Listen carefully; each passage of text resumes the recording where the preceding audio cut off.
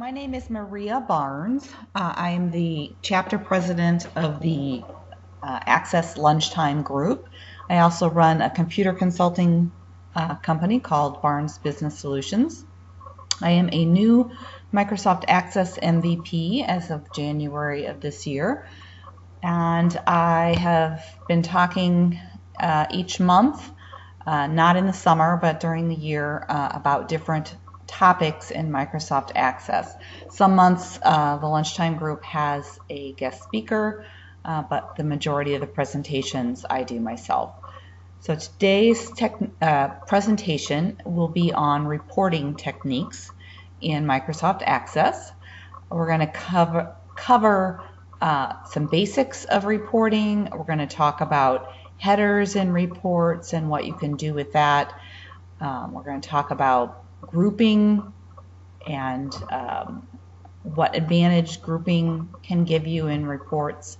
We're going to talk about calculated fields, totals, using a dialog form to instantiate a report, and then a little bit about subreports and coloration. In the right side of this particular PowerPoint slide, I'm showing you the report within the Northwind sample database, which is what I'm going to be using for most of these, all except for the last example. So if you, as you're following along here today, want to open the Northwind sample database, and I do have Access 2016 that I'm using today, the 365 monthly channel version, just for your frame of reference. If you are using a different version of Access, your user interface might look just slightly different, but it should be pretty close. And if you have any specific questions as we go, please go ahead and pop up in our text conversation and ask those questions, and I will try to address those as we go. I will also have a brief QA at the end of today's presentation as well. So the first report we're going to look at is the top 10 biggest orders report in the Northwind database, and that is just a really basic report.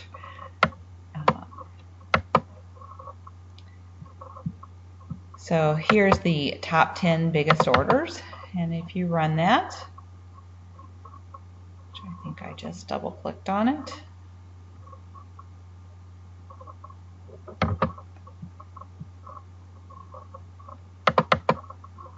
maybe not, there we go. This is what it looks like. If we take this into design view,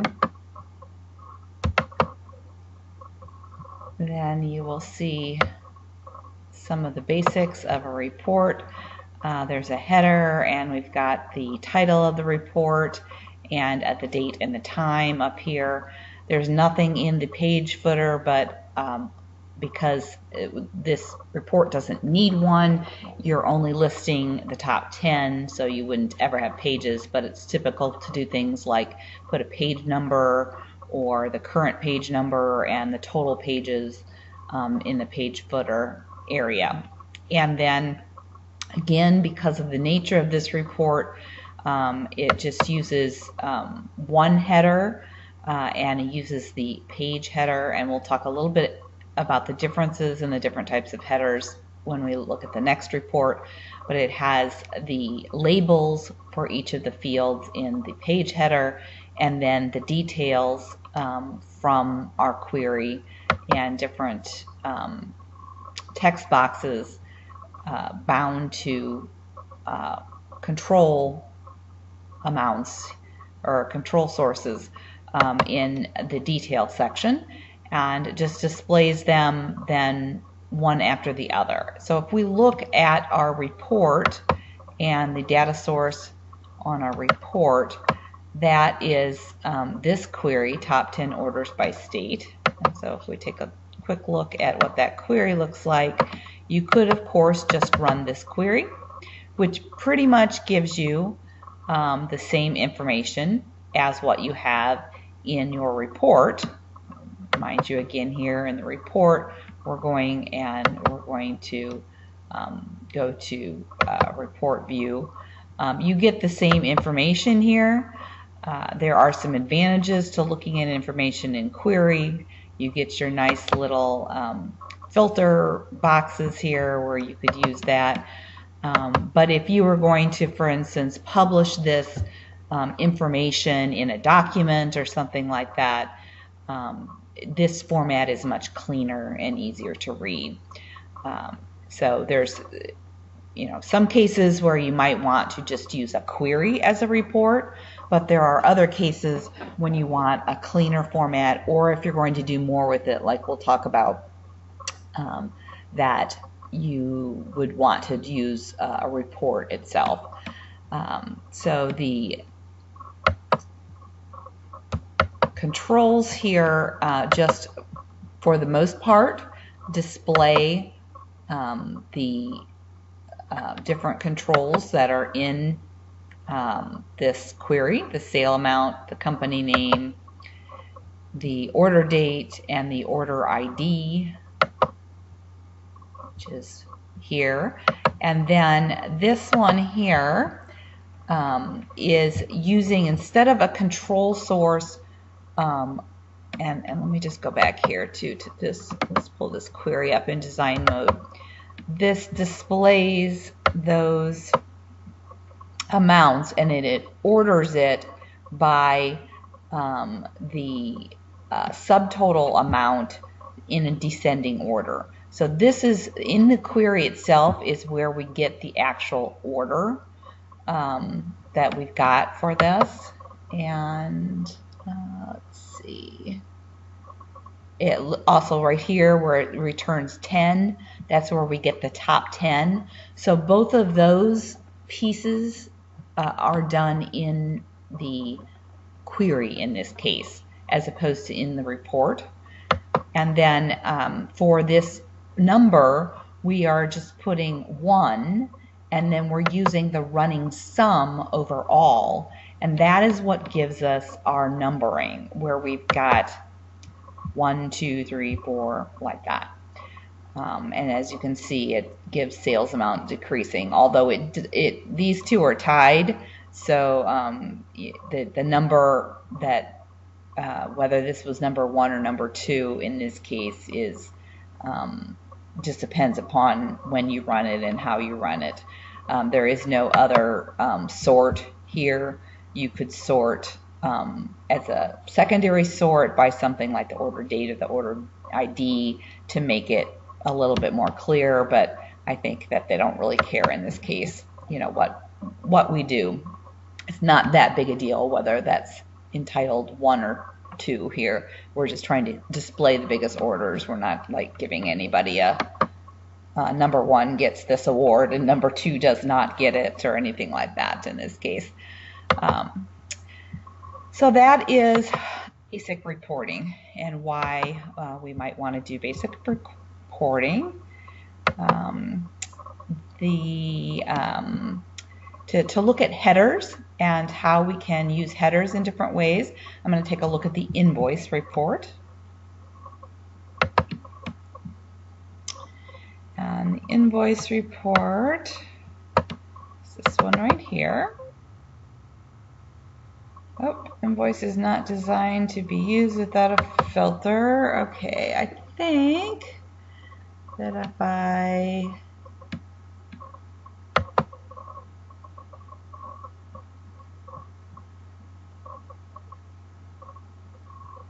that's refresh. Here we go. If you click on a particular report or order rather, let's see if we can get, it's like the closed ones. Yeah, this one looks pretty interesting. We've got a shipping. I don't know if any of them use taxes here. Nope, none of them use taxes. So I'm going to click on this one, and then I'm going to view the invoice. And so all that button does, if you look at the code, is passes the parameter that this report needs into it. So this is the invoice for one particular order in this case. And if we go and we take a look at that in design view, you will see here that the filter is set, and that is actually set in the button where we've got a specific order ID that we're looking at. And in this case, in the report header, we've got a lot of different information. We have order information and salespeople and a whole bunch of different information in that. And we get this all still from our control source. Let me just show you what the record source looks like. That's invoice data.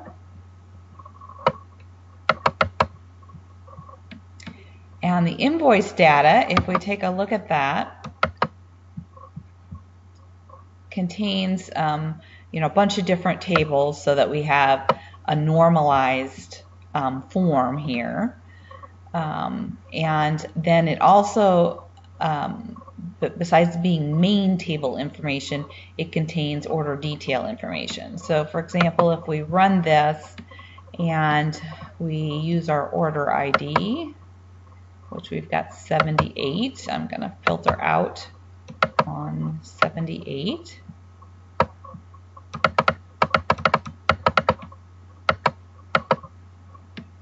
Okay, this one happens to have only one line in the order, but we could have data in here where we got different units where we had multiple lines, and yet the order information was the same. Let me see if I can find any that are like that so we can take a look.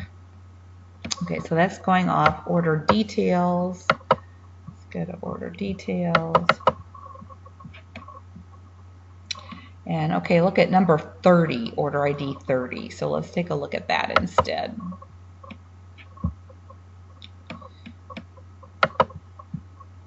Oops, very first one here. What are you doing?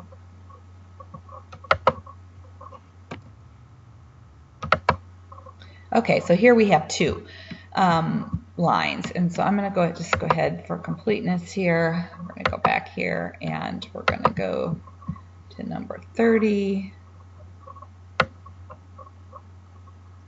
Pull that out, up here rather, so you can see what that looks like. Okay, and see how we have two detail lines down here and just the main information up in the header.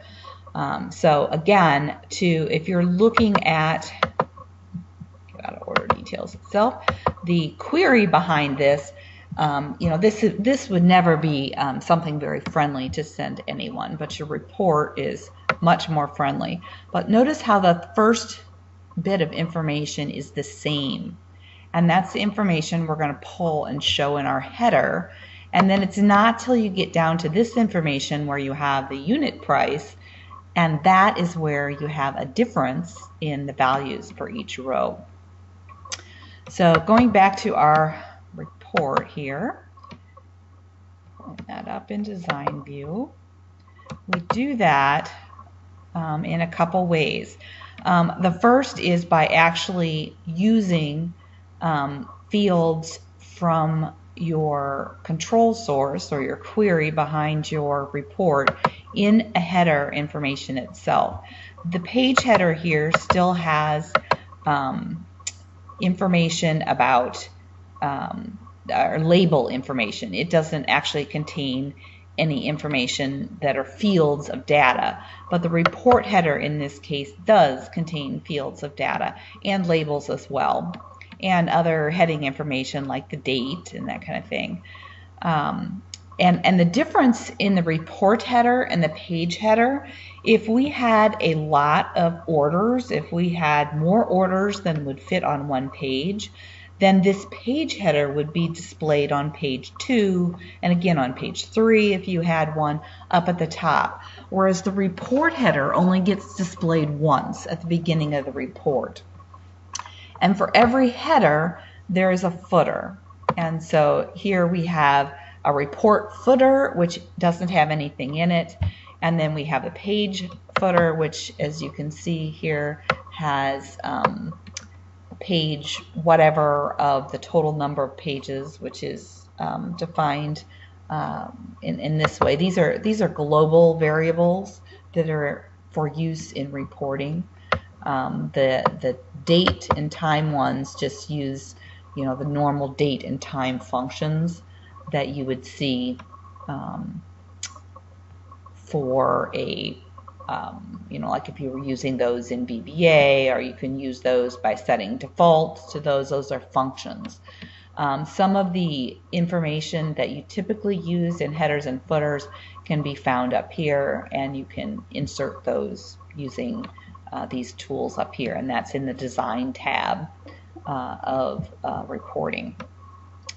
And then the detail information we display in the detail section, and that again is hooked to various fields in our source data, but these are the fields that change row by row, so you end up getting multiple rows of detail. And then you can also group, sort, and total. In this case, we have grouped on an expression.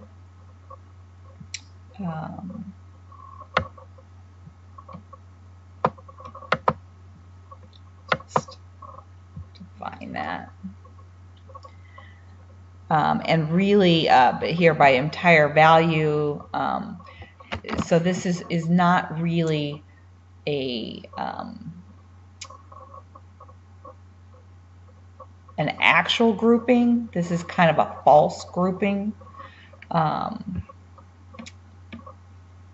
And let's see, it's sorted descending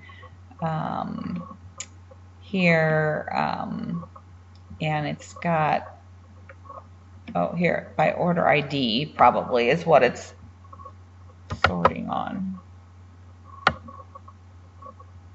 Not defined as that. Anyway, yeah, it is sorted by order ID because you see this here where it's order ID. And again, you can add groupings and sortings and hide them and add totals as appropriate. But there's nothing in the order ID header. Instead, in this case, they've placed that information in the report header. And the reason they did it this way in this particular example is because this invoice is designed to be just one per order ID. There's a filter required, that's the order ID. If you were going to make, say, a report of all orders and you wanted to have this information at the beginning of each order, then you would put this type of information in this order ID header instead of in the report header. So this is showing you a little bit of flexibility. And in this case, like I said, the grouping doesn't really matter because you're only filtering on one order ID, but it still is showing that in there. All right, let's see, next report. Make it a little bit more complicated, you know, as we go here. Next report I want to talk about is the customer address book, and here's where we will actually see grouping being used as opposed to just there being a grouping but not really being used. The heading was used instead in this invoice report. And so that is the customer address book.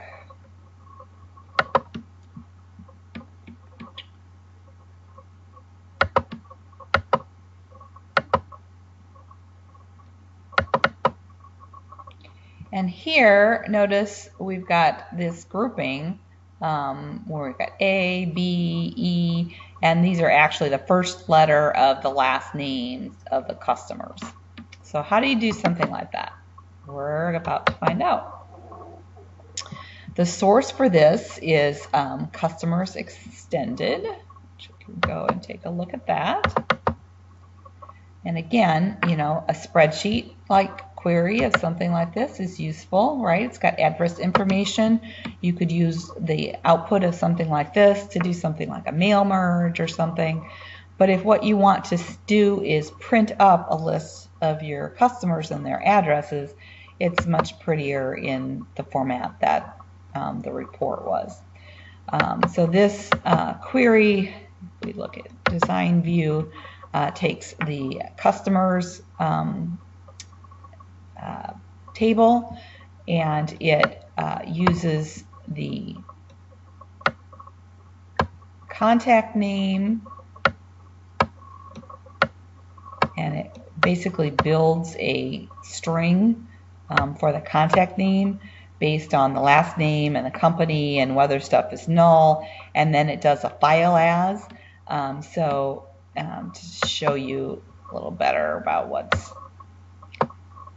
the end output of something like this, all the rest of this information is actually in the table, and these two are built in the query, built by combining the, in the case of file as, last name first, and then comma, and then first name, unless they are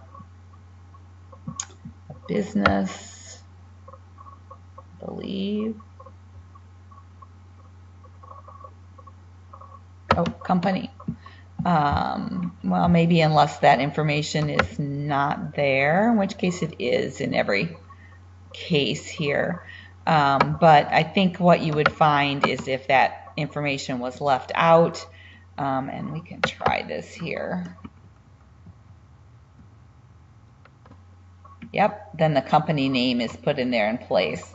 So that's, you know, those were done with if statements in the query. But in any case, the actual name is in first name space last name order, and then the file as is more like you would see an alphabetical order type filing. So that's what's behind the query.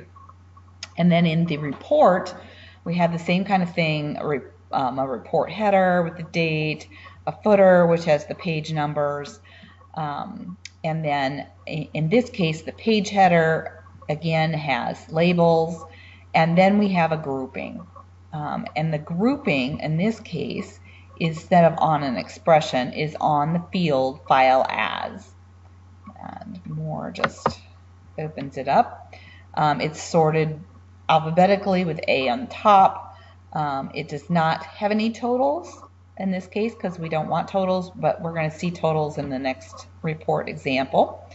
And then there's some other fields. You can do it with the header section or without, with a footer section or without. You can opt to keep the header and the first record together on one page, which is the default. You can keep the whole group together on one page, or you can do not keep the group together on one page. And I'll talk about a little bit about what the difference between those are in just a minute. But all that is up in the file, or this groups, which is file as, header section, is to take the first letter of the file as field, which remember that's this one here, this file as field, and uppercase it, and just take the first letter, which is the leftmost field character of it. And they're using a large font here so we can see it, and then it just displays the other information standardly, you know, across here, address information. So what you get when you run that then is, here is our page header. So if we were to have more than one page, which we don't in this case, this header would repeat on each page. And this is where, with your grouping, if you had a large report and you say had a page break right about in this area here between R and T someplace, according to how you set those grouping fields on your header, you could see either T and the first the first value in the list that was part of the T group together, so that you didn't ever see T and then the customers that were T's on the next page, but T at the bottom of page 1, say, and then these two at the bottom of page 2. Or you can select that the whole group stays together, in which case you would never see T and Bernard on one page and then Karen on the next page. So, just depending upon your data set and what kind of data set you have, you can choose the correct amount for that. I will warn you that if you select this here, instead of like they have now, keep the header and the first record together on one page, if you keep the whole group together on one page, if you get groups that are reasonably large, then you might see more white space in your reports. For example, if G was over half a page long in itself, looks like it is. Oh no, I just don't have stuff drawing. But you might say, see just this on one page and then lots of blank space and then G all on another page. Or, if you get, I think it is smart enough. If you fill more than one page, then it obviously can't keep it together. It only tries to. But you might get something where you would have just, a couple things on one page and then it would move to the next page for the large group. So you might see more white space if you do something like that. But, depending upon if you had relatively small data sets, then it might not, like this one here, it might not be a bad idea to select something like that. Okay, moving on, because we only have so much time here.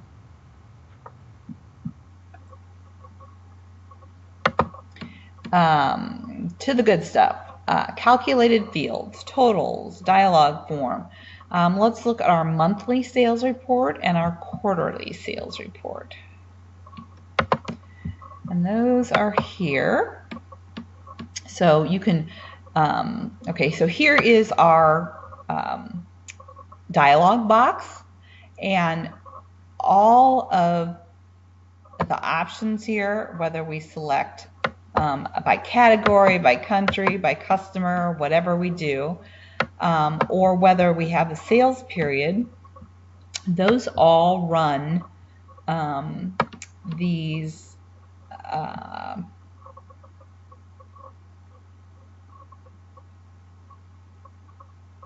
I'm not looking at the reports, that's why I can't find them, sorry.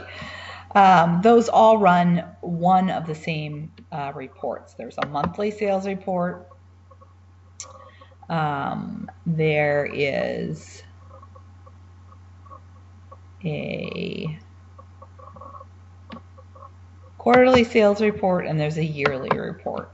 And so those are, it just changes the filter according to what you have done. And so if you take a look, for example, and again, I'm using Northwind database, so I'm not going to go through a lot of details on this this pop-up form. You can explore more of it yourself, but basically if you go in here and you do and take a look at the code behind here, it goes through the same subroutine, print reports either in view or in normal mode. It passes depending upon whether we select preview or print. And then if you take a look at what that is, that pulls up the report name, and that depends upon what sales period we've selected. It either runs the yearly sales report, the quarterly, or the monthly. And then it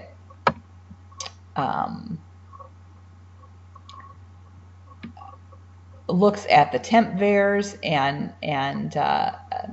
adds these following temp vars. the group by, the display, the year, the quarter, and the month. And then if we look at like one of these reports, the beginning of the report, when it opens, it builds the select statement for the report using those various temp bars. And it even looks at, have we selected them? Because if you tried to run one of these, whoops, I have it in. If you tried to run one of these, like the monthly sales report without, oh, it opens it up, I think, if it's not already opened. So if you hit sales report, that opens it. But if you were to try to select it over here, it goes in and it opens that form for you, because it needs those values in order to, go on and take a look and build the source for the report. And there's other ways than this to do that. You could go through a filter or something to do so. But I'm sorry, that's just a sales call, I'm sure, so I'm going to let that go to answering service. It will take, you could do this in different ways. Rather than using temp bars, you could pass in a parameter value from your form or something like that. There's examples that do that. But in this particular case, it passes in and builds the information based on that. So we're going to do by product, and we're going to do monthly sales, and we're going to do preview and just see what that looks like. Okay, so here's the monthly sales report. Let's go ahead and pull up the quarterly sales report just so we can get a sample here of that as well. And here's the quarterly. There's not a huge difference between these, other than the fact that the monthly, we're doing it for only 1 month. You've got the month displayed up here, and so it just shows the sales.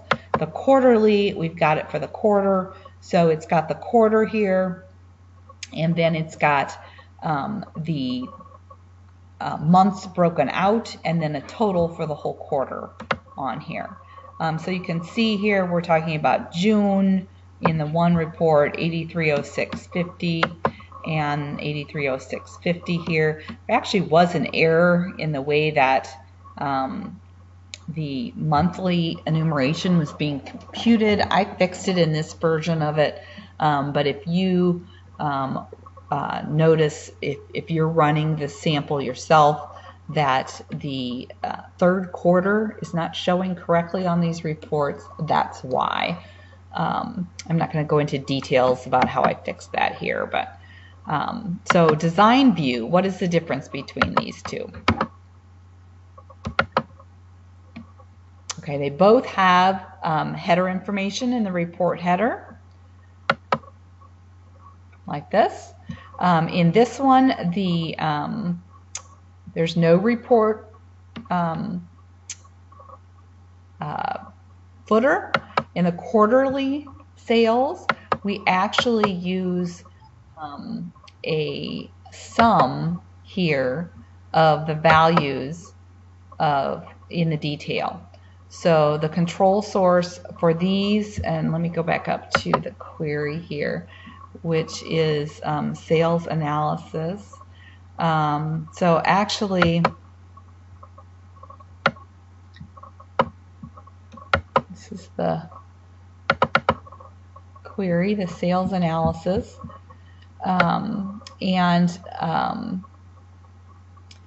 you will not see those fields in this quarterly report. You don't see 1, 2, 3. But where you actually get that source, if you look in monthly, you can see that it's got the sales grouping field and the total sales. But you actually get that from what it's passed in here to the report, which is this query. So I'm going to just take this query into the query editor so you can take a quick look at that and see what that ends up looking like. And this is, you know, these tricks like this is something that you can do on your own as well. I'm going to go into SQL view, and of course when they built that, they were doing, you know, this string building, so I'm going to have to you know, do some stripping out of this information.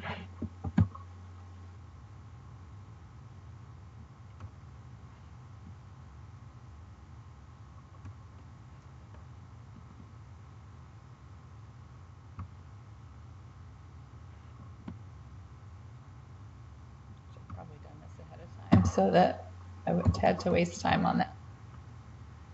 But it may be good for you to see. And then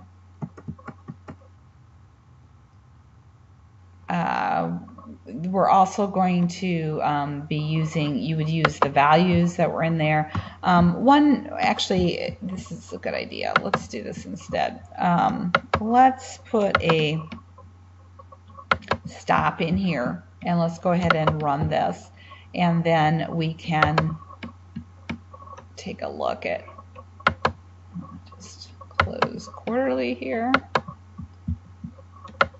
what actually gets built, you know, by our selection here. Okay. Let's see, did I not do that on quarterly? I'm on monthly, that's why. So I wouldn't have been right anyway, would I? This is where you need someone looking over your shoulder to say, wait, you're not doing that right, Maria. Okay, quarterly. Okay, so here's our actual SQL that gets generated by those vars. And notice here that how we have this transform statement. I don't know how familiar you are with transforms, but they can be very powerful. Essentially what we're doing in a transform is a cross-tab query, or something like a pivot table in Excel. So if you go and you run this, then you're going to get what it's looking for. If you go on, and we're going to finish running this.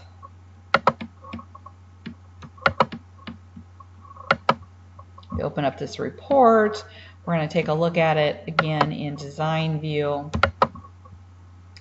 We've got sales grouping field. We've got 1, 2, and 0. Those come from this query, from this transform query. And if we go back to what that looked like, what that was doing, put up the SQL view because it's much easier to see.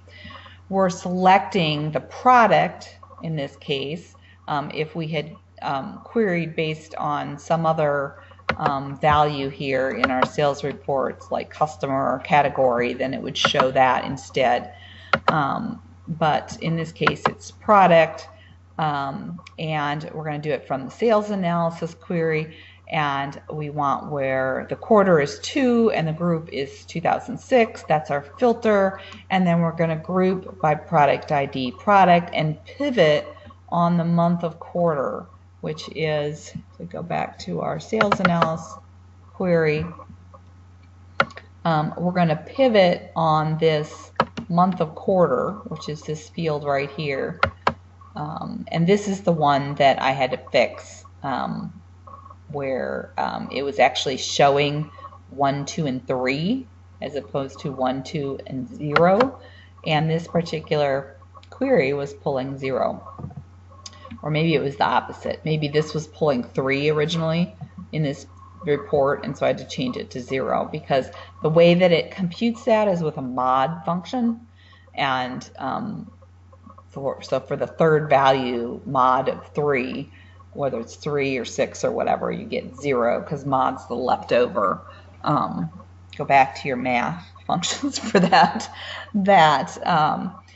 Anyway, so you pull that, and you're pivoting on that month of quarter, and then you're doing the sum of the sales. And that's what you're showing in the query. So when you run that, then you get the sum of the sales for 1, 2, or 0, and the sales grouping field. And then the quarterly sales, then the grouping, it doesn't do a grouping at all in this case. The only thing that it does is the total. There's no actual total in there. It just adds up the first one, the second one, and the third one to show as a total. And then here at the bottom in the report, we're summing up each of those. Like this is 1, and then we're summing 1. And then at the bottom here, we're summing 1 plus summing 2 plus summing 3. So that's a totals in effect in a report. And then for monthly,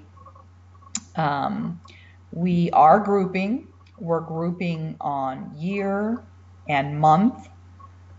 We do not have anything under our year header, but on the month header we put the name. And so, the flexibility of doing something like this is, even though in our filter in this case we're filtering, on only 1 month, you could actually use this report for a range of months, and then you would have each month show in its own grouping with a report like this. And the total sales is coming directly from the query. The sales grouping field is coming from the query, and the in the footer of the month then is where we have okay, this one is a text box. This one is actually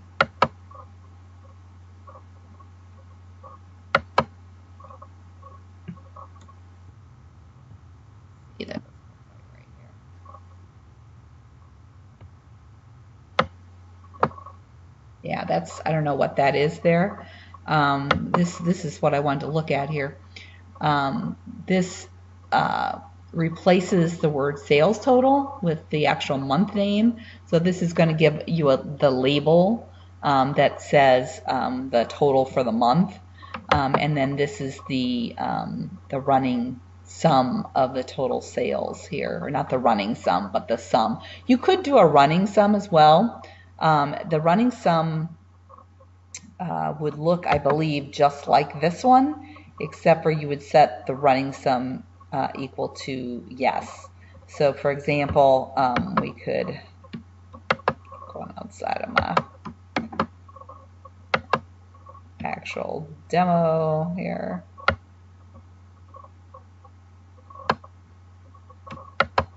I'm messing up my format here, but let me do a running sum, yes.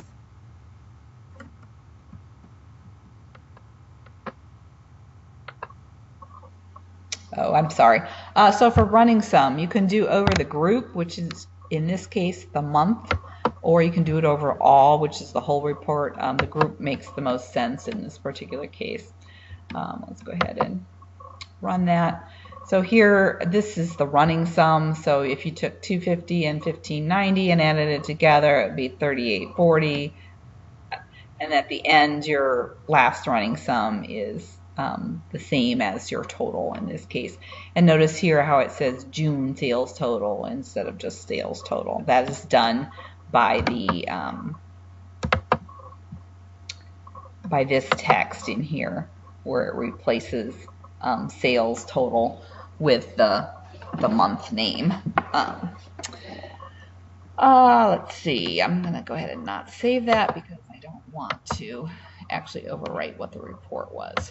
Okay, so that is both of those. Make sure I got everything covered in that. We're getting low on time here. Calculated fields, totals, diagrams, dialog form, yep. And then you can do more things with it. You can do coloration, you can do conditional formatting, you can actually do sub-reports of reports, although remember how we did the invoice where we had detail lines and then we had a heading. You don't have to use sub-reports. In fact, I would stay away from them for the majority of reports just because they're more complicated. But they're just like subforms if you've used them, where you can draw a relationship between the main data and the sub data. But it's much easier to do things within your query, where you have some fields that are essentially your header fields and some that are your detail fields, but they're all in one query, and use this headings option like the invoice example gave you as appropriate. I'm going to show you an example here of another database, not the Northwind database where I did a fancy report. This does take just a minute to run. This is not a pop-up form. The whole purpose of this database is to do reporting. It actually connects to a SQL database. It's actually, the original one is MySQL database.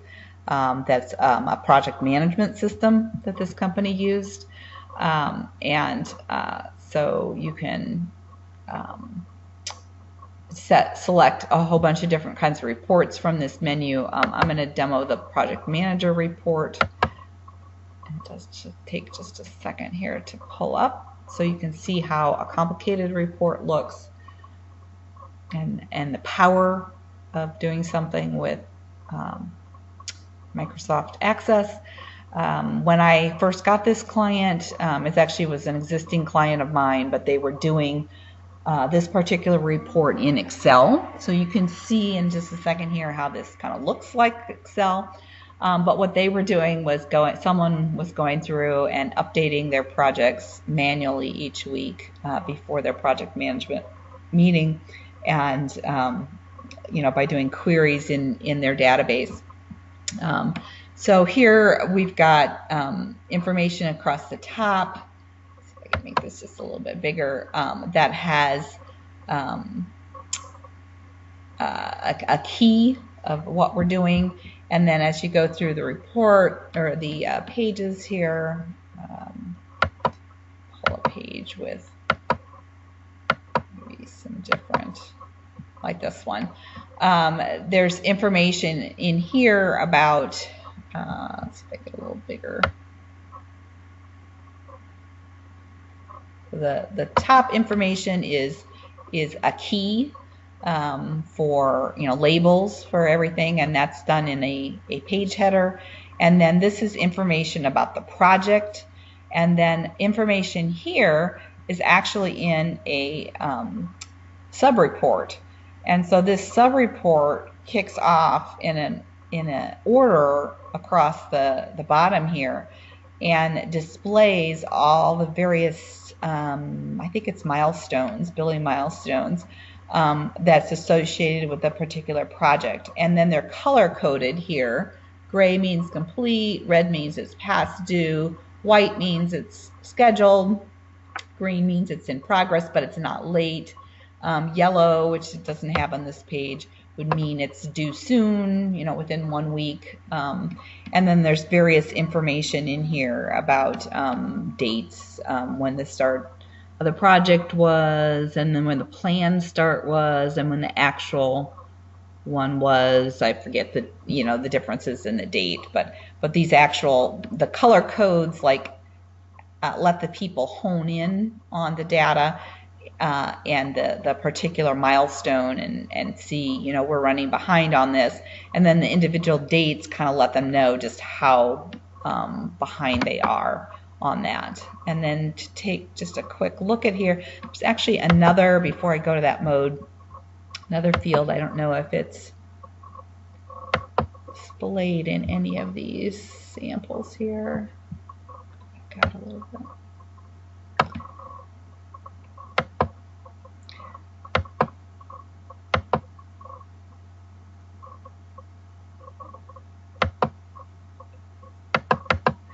Another report that's displayed across the bottom that will give you, and notice here how we've got milestones that wrap around like this. Here we go. Here's an example of one. there's another sub-report, which is some comments here. And so the comments have a different layout. The sub-report is just this big, and then the comments is within the detail, but it's just one comment per project. So let me just give you a brief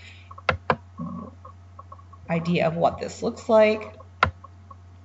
All this stuff is, labels and stuff that it's hard-coded, and then there's different groupings and sorting set. But this is a sub-report, and the sub-report links master fields and child fields, and but then it repeats. The report itself is just very small, and then it repeats in this space from left to right, and then goes down a line if needed, according to what's needed. And then this bottom sub-report is just the comments, and so it takes up this whole space. I don't know if you can see here by that, but it takes up the whole space here across the width, as opposed to the detail, which, even though the framework is that, I'm trying to drag here so you can see.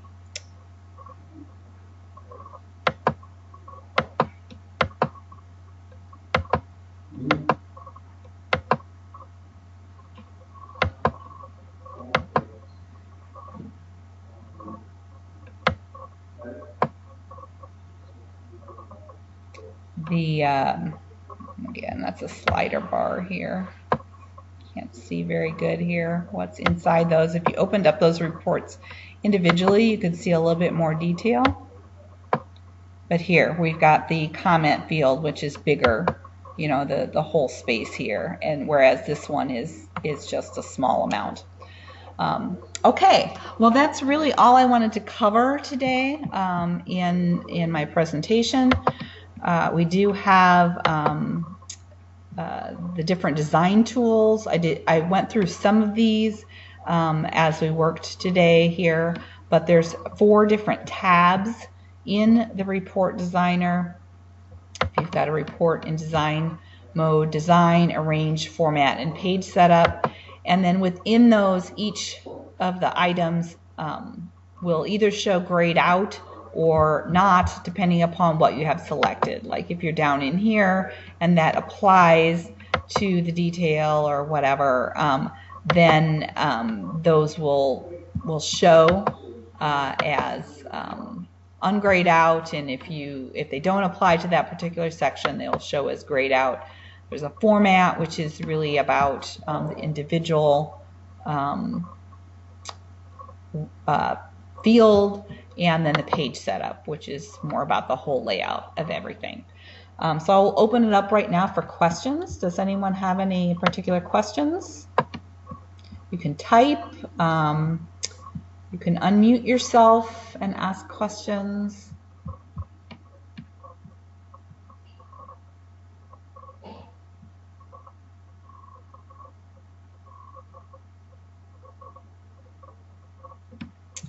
Okay, you can also, and I will post this slide deck just for your reference, especially so that you can see examples and where, to look them up to work through some of this stuff yourself if you'd like.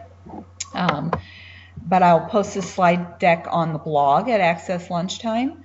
This is my contact information, and so if you have any specific questions, or if you come up with specific questions after we're done here, or if you're viewing this later, you can contact me directly, email, Twitter, however. It does look like someone is typing a message here. Give me just another second here. Okay, no, it was just a thank you. So I thank you all. We'll let you go about 5 minutes early today, and it was a true pleasure. Thank you. And next month we are doing Access Lunchtime as a presentation about access on the web. I might have a guest speaker come join me for part of that, and I think the focus is going to be more about data on the web as opposed to the UI on the web.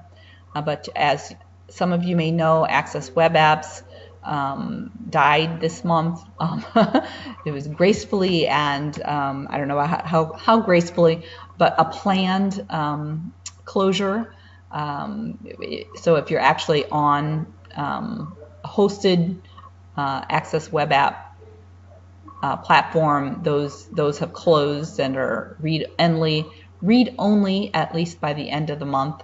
If you have a local SharePoint instance, you can still continue to use it. But in part, this will be more about replacing those as far as our topic in May.